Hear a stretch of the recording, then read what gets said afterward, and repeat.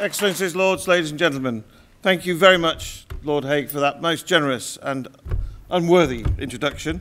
I will do my best to cover tonight the activities and the issues that attend both the UK Armed Forces and our allies.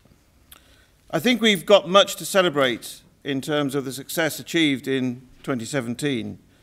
I will start, perhaps surprising to one or two of you, with the standing tasks of the UK defence that the armed forces undertake, which get little publicity. So this year we have continuous at-sea deterrence for the 47th year, when I know that many of you will be concerned, like me, at the gravity of the nuclear issues that attend both the North Korean problem and what might happen in 2018.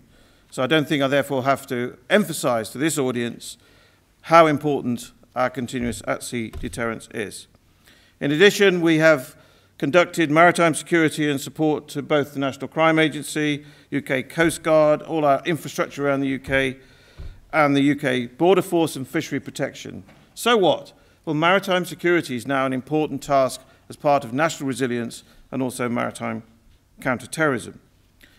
In the UK airspace, you may be surprised just how often Russian long-range aviation visits us, and we deter that with the actions of the Typhoon on Quick Reaction Alert.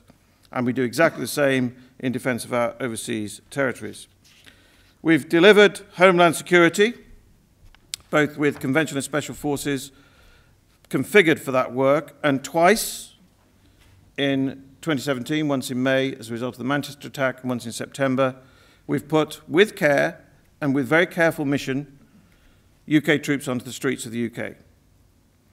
And that is a really important message, that we can do this in support of the government, in support of the police, with police primacy, with trained soldiers, sailors and airmen offering support, especially to critical national infrastructure. And I think I've started with this because I think the importance of the UK Armed Forces as part of the framework of Homeland Security is important both for the National Security Capability Review and for the future. And I hope you find our support for that task reassuring. On deployment, Lord Hague's already given you a flavour of just how far and wide we are serving. And our forces, regular and reserve, have really lent in and been a leading part of the attempt to collapse the caliphate in the Middle East and to reduce and destroy, remove the threats from the jihadis of Daesh, including UK citizens who, by travelling to participate in terrorist activities, make themselves legitimate targets. And the UK continues to play a leading role in countering Daesh. We've done it at sea, in the Persian Gulf and the Southern Red Sea, through patrol and surveillance, and when necessary and when authorised, interdiction. We've trained over 60,000 members of the Iraqi security forces as part of a coalition to enable the Iraqi security forces to take back control of their own country. And the fighting in and around Mosul this year, 2017, was probably similar to the fighting in and around Stalingrad for its intensity in a large city. The mission to support the Iraqi security forces will continue.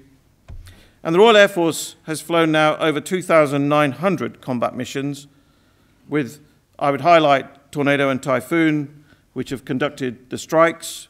But I would also point out to this sophisticated audience that they're supported by intelligence, surveillance, reconnaissance, manned and unmanned, transport, tanker, helicopter, aircraft. And these are combat missions. And behind the scenes, and rarely mentioned, the Joint Forces Command controls and conducts the support for those operations through intelligence, through connecting our forces and conducting cyber operations. This is a coalition of 69 countries, and it is clear that the UK plays a leading role. And as acknowledged by the Secretary-General of NATO, Jens Stoltenberg, who I congratulate on his extension in post, we've played a significant and leading role in NATO this year, and that is the organisation that keeps the people of this country safe by delivering collective security. And my contention is that statement, or versions of that statement, need to be more prominent in the narrative and the dialogue. We are kept safe from many threats and risks by our membership of the North Atlantic Treaty Organization. And we therefore contribute to that organization. In response to the threat posed by the modernization of the Russian Navy, both nuclear and conventional submarines and ships, we, along with our Atlantic allies, have prioritized missions and tasks to protect the sea lines of communication. This sounds like a rerun of old missions. Actually, as I'm about to say, it is very, very important that we understand how important that mission is for the North Atlantic Treaty Organization. Because Russia, in addition to new ships and submarines, continues to perfect both unconventional capabilities and information warfare. And there is a new risk to our way of life, which is the vulnerability of the cables that crisscross the seabeds. Can you imagine a scenario where those cables are cut or disrupted, which would immediately and potentially catastrophically affect both our economy and other ways of living if they were disrupted? Therefore, we must continue to develop our maritime forces with our allies, with whom we're working very closely, to match and understand Russian fleet modernization. On land, the Russians have conducted a number of large-scale maneuvers this year, including a very large-scale exercise called Zapad this autumn, and continue to modernize their doctrine, learn lessons from operations in Ukraine and Syria, and apply their lessons to operations facing NATO. In Ukraine, during the conflict, 2 brigades of the Ukrainian armed forces were wiped out in a few minutes by Russian modernized land-based systems. And these were not necessarily operated by regular forces. In response, the UK, along with our friends and leading NATO allies, particularly the US, Germany, and Canada, are leading the Enhanced Forward Presence mission in Estonia with a UK armoured battle group.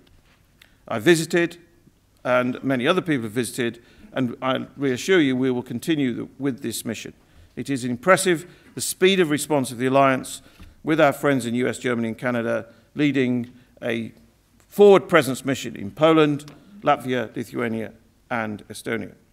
In the air, the UK Typhoons, in addition to the intercepts around our shores I've mentioned, have also led, for the first time, a UK detachment to the Black Sea coast, which I also visited, in order to provide air policing and, if necessary, air defence around the Black Sea.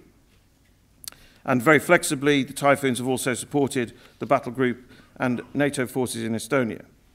So I'm trying to give you a lot of detail to point out that we are genuinely playing a leading role in NATO, which is essential to our security, and we must sustain this posture as Russia modernizes its forces, flexes its muscles, not just in Syria, and has a higher risk appetite to achieve its national interest. Therefore, I think, and I am in touch with many people who study Russia, we need new and different thinking on where we train in sight of Russia to demonstrate modern deterrence, or with our friends in the Middle East to provide reassurance. An excellent example is our forthcoming large-scale deployment to Oman, Exercise Safe Syria 3, in the autumn of 2018. And to our friends, we are not fair weather friends, we stay the course. And that's an important message. Another growing way in which Western military technology is being threatened is by anti-area access denial, which isn't a jargon term. What it means is an integrated but lethal layer upon layer of air defenses. This means we need to think very carefully about how we deploy our ways in logistics support. And some of those may well be encouraging us to think about the way we used to do things. Some people have talked about a military Schengen. I don't like that term, but we certainly need to know how to deploy our equipment through the tunnel and across Europe, or also have a real serious discussion with our European allies about pre-positioning equipment. We don't need to go everywhere by air or ship, and I would be delighted if it happens to re-welcome what we used to have in Germany 25 years ago, the Railway Squadron of the Royal Logistics Corps. And that'd probably be the only thing reported now. So across the alliance, what we see is competition and sometimes confrontation with Russia, which requires sustained presence, vigilant deterrence, and I would argue the creative use of our force structure with our like-minded allies. And I'll give you an example. In Northern Europe, the UK-led Joint Expeditionary Force is now a real thing with the Northern European friends and allies, and we're continuing to, with our lean headquarters at Northwood, to take our friendship to new levels of collective doctrine, training, understanding, exercises, and equipment collaboration. This is a good example of UK leading in Europe as well as in NATO. And I'm delighted that Sweden and Finland chose to join this group this year. But more than defending our homeland and delivering security, the UK Armed Forces offer a contingent response and increased support to the United Nations, which doesn't get much notice.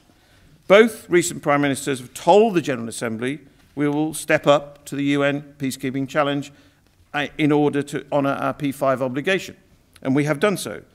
Our force, the UK force, is making a real difference to the people of South Sudan with a deployed field hospital and Royal Engineers, who are doing all sorts of missions and tasks.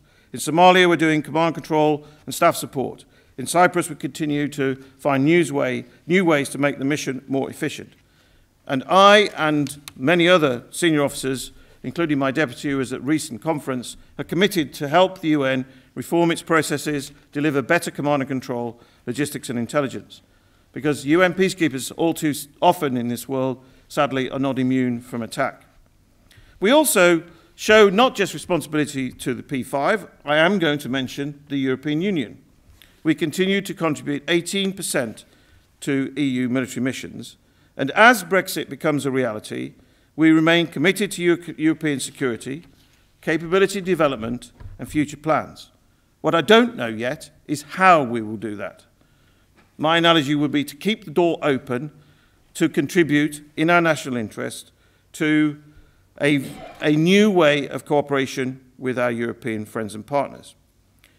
Last year, I said something about military-to-military links. I would argue this year that my experience now as the Chief of Defence Staff is that during times of political turbulence, military-to-military links can be very important and load-bearing and can often work on a number of levels. We can deliver unity of effort through conversations. In strategy, we may call it international by design. In practice, this is about developing interpersonal relationships which can help to generate mutual support and sustain the unity of effort that is absolutely critical to success in military operations. Our contingent forces respond to the unexpected. This can take many forms. This year, I'll focus on our response to the unprecedented hurricane tragedy in the Caribbean. Contrary to initial reports, we had pre-positioned a specialised ship with skilled people and equipment, the Royal Fleet Auxiliary Ship Mounts Bay, a very specialist ship. She remains in the region, and her response was magnificent, with civil servants in the crew of the RFA, who I don't think qualify as mandarins or pen pushers, the soldiers from the Royal Engineers, the sailors and the Marines, supplanted by an extremely rapid response by the Royal Air Force with both air transport, aeroplanes and helicopters. And a few days later, after the hurricanes, this was our largest deployment, and a few weeks after that, it was finished as we'd handed over to civil authorities as we should do. So my thesis, which is not sophisticated, is do the UK Armed Forces receive sufficient recognition for what we do? We receive the high-level recognition when the Queen names the ship named after her, and when we are visible in the public eye in support of events or extreme weather situations. But not many people realise just how much support the UK Armed Forces give to our intelligence agencies, our embassies, our overseas development effort, quiet but reliable support of defence scientists to the police, forensic and explosive experts and engineers to many of our communities. It's a long list. And to lift the blanket a little, we have over 1,000 people deployed in direct support of the intelligence agencies, and we spend almost £1 billion a year in direct support of them. And as we invest more in cyber, this will grow. So my simple thesis is we do a lot for our country. In 2018, I will not, Lord Haig, predict what will happen, but I do know most of the things I've described, some will continue, and we'll also face new challenges.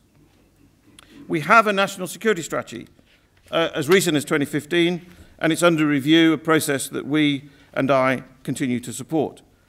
But I would remind this audience that strategies are handrails, good as they are, but have to be modified by real-world experience. We have policies and plans. We continue to refine those across government, and we continue to contribute to the wider government agenda on prosperity. The key word for me, and why I strongly support the National Security Council review, capability review, is to adapt to new risks and opportunities. Because the threats we identified in that strategy, which many of you will have read, continue to proliferate. The frequency of information warfare in all its manifestations, including fake news and cyber attacks, is now becoming better known. The complexity that bedevils state-on-state and international relations, I think, is also relatively well known, although just how complicated things are in the Middle East, perhaps not.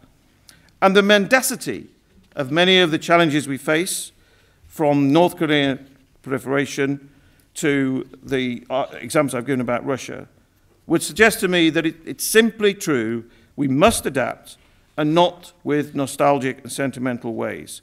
Therefore, we must modernize.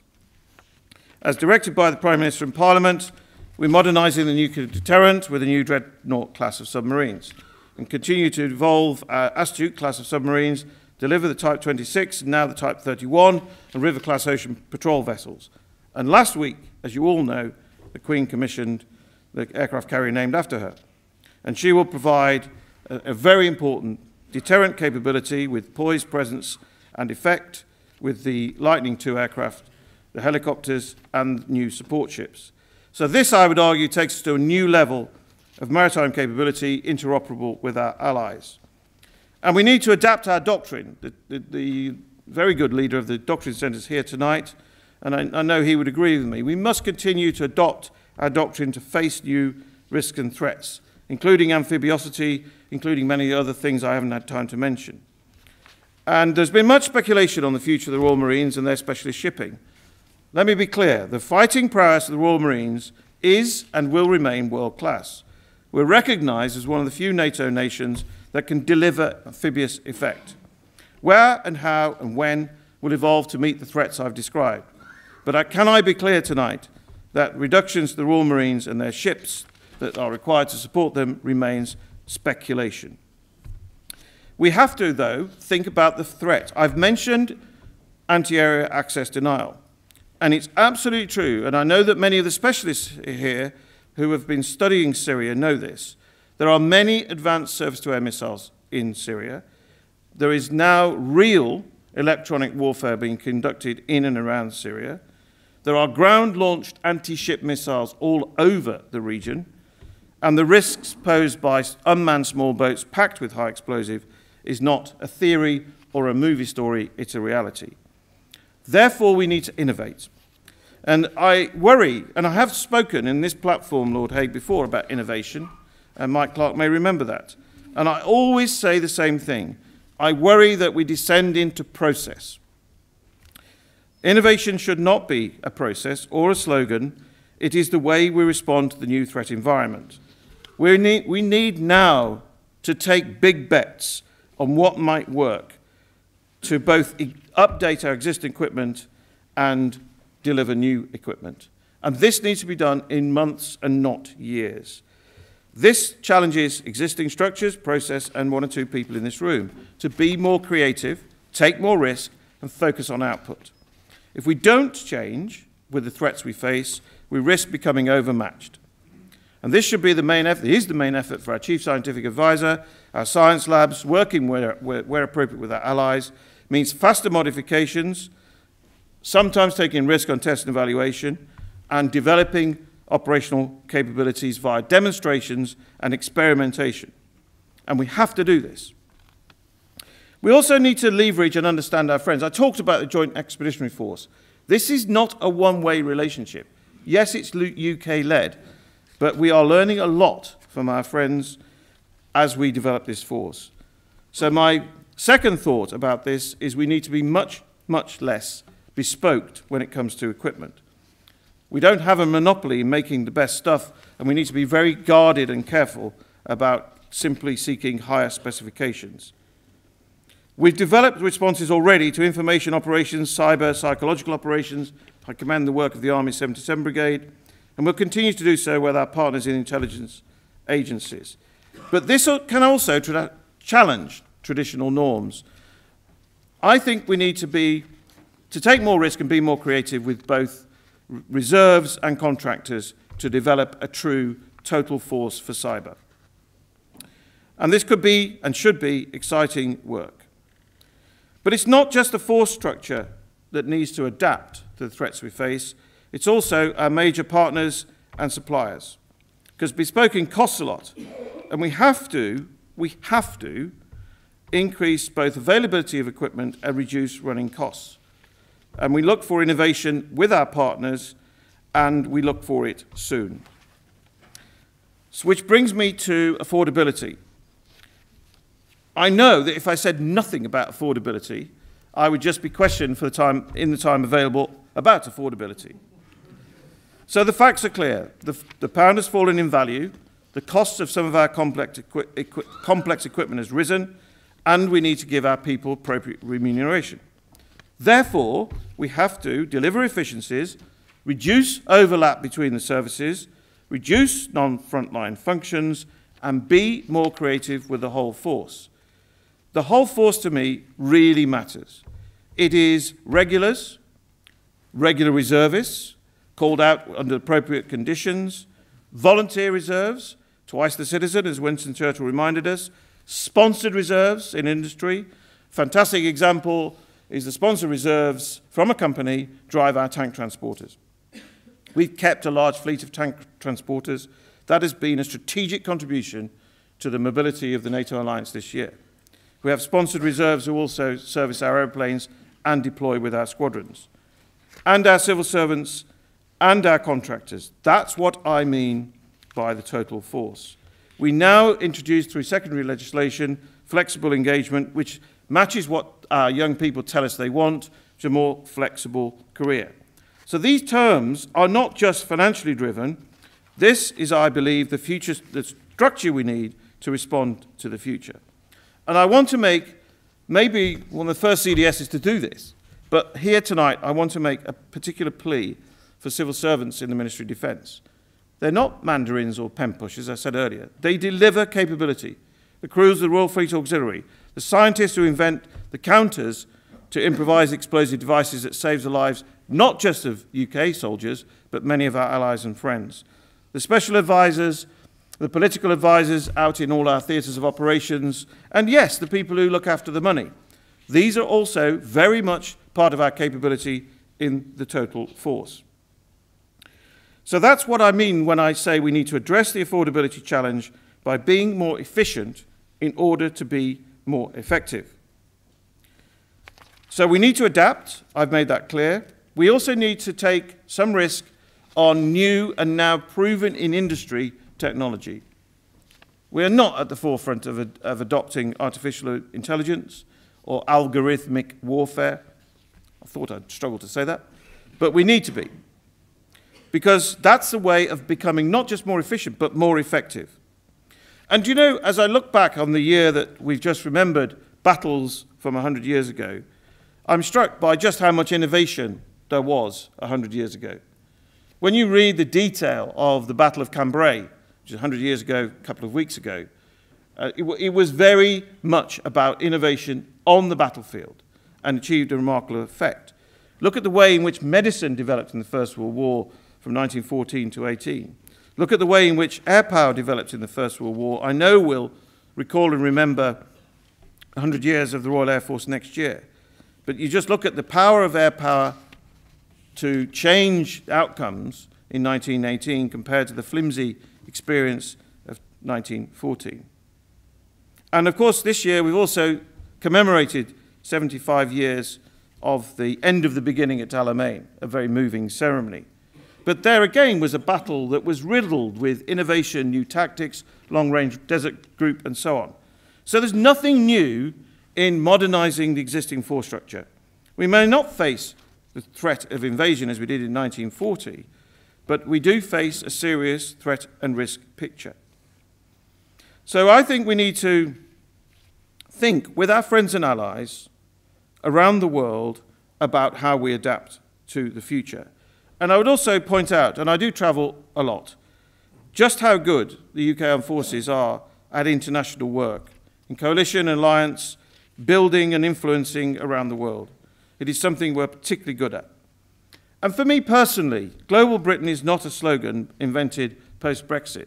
It's a way of thinking and a way of operating. My first operational deployments in the 1970s were to the Middle East, to Africa, to Hong Kong, and to Belize. Now, we don't deploy to Hong Kong anymore, under circumstances that everybody understands, but all the other places we still do. And I've grown up through over 40 years service in that sense of our place in the world. And we're trying to respond all the time to that sense of duty, service, and a sense of adventure, both coupled with a sense of history and our place in the world. But we need to make sure our attractiveness of our offer keeps pace with society. We need to pay well enough, remunerate for discomfort or difficult service, and above all, offer something exciting for young people. We offer more apprenticeships in the Ministry of Defence than any other organisation in Britain. We create more skills which go back into the British economy when people leave, with also a sense of discipline and purpose. And every employer I talk to tells me that. And we are an engine for social mobility. I'm very proud of my working class roots. I've flourished in a meritocracy created by a visionary, Lord Trenchard, who was committed to social mobility, as indeed my own service has been for almost 100 years. And many in the room who are reservists or have been reservists know that when we fuse regular and reservists together, the total force is better. And that's what secured victory in the past, and that's what we need to do in the future. And of course, we must be diverse and inclusive to reflect the society we serve and lead the way in creating community opportunities for women and all ethnic groups, because we're a volunteer force. And we are working hard on that. And above all, it has to be fun. When I visit our forces on operations, I'm always struck by their sense of mission, purpose, duty, and also their sense of humour, wherever they are. And they may be tribal, and they may fight each other to death on the sports pitch, but when it matters, they look out for each other, for their mates. I've served now as a joint officer for 17 years, and I know what that means. Pride in one's service, but actually, victories are delivered by the work of a team. And so we need to evolve. And as I said last year, we're not all heroes, but we're not all victims. The absolute majority of the people who volunteer for the UK Armed Forces return to society enriched, not broken, by the experience. We've worked hard over the past year to understand mental health challenges for those who have served. We've launched a covenant through the great work of Prince Harry, and we have particularly focused on PTSD. But it is wrong to support a perception that we're a community damaged by what we do. When people are injured, defence medicine offers the most comprehensive rehabilitation in the United Kingdom. We're immensely indebted to the exceptional generosity of the late Duke of Westminster, and our new facility is taking place near Loughborough, which, when it opens next year, Lord Hague, will be the finest centre for rehabilitation of our armed forces in the world, and we hope will show the way to the nation of the importance of rehabilitation for all. But there are still people who need the help of the service charities, and we are now much closer together, working with the service charities, and as LIBOR funding reduces, we need to understand how to integrate care, how to work with the charity sector, and work out how to deliver specialised services. And we're grateful to many of you who support those causes. So inevitably, at the end of this year, we reflect on the year that has gone. I will be visiting some of our forces over Christmas and VTCing with many, and I know they'll be in good heart and good spirit and have high morale on deployment. We're modernising across the way. But I think I've made clear that we do face change. This requires us to think differently to the past. What we need is a joint integrated force with fighting power, which is interoperable, and a total force with adapted structures. And we need to work together on that. My personal main effort is to sustain our edge in this troubled world. Our equipment has to be good enough. Our training exercises need to be creative and imaginative. Simulation and wargaming need to be higher priorities. We mustn't reduce training in order to generate more risk. We need to increase training to generate less risk. We need to really understand that people's skills evolve during their career. Some people go in and out of service, regular reserve, into industry and back again. I've been told time and again, often in this room actually, Mike, that this was too hard. You couldn't move your pension pot around. You couldn't do this. You couldn't do that. That's all wrong. We can do this. The total force can and will work. And we need to make the case for betterment from an efficient force structure with reduced overhead. And so we need to end up, as I move on to NATO, with a force that gets the world we're in, understands what they're doing, faces down risks and threats, is proud to serve, and remains respected across the globe. Thank you.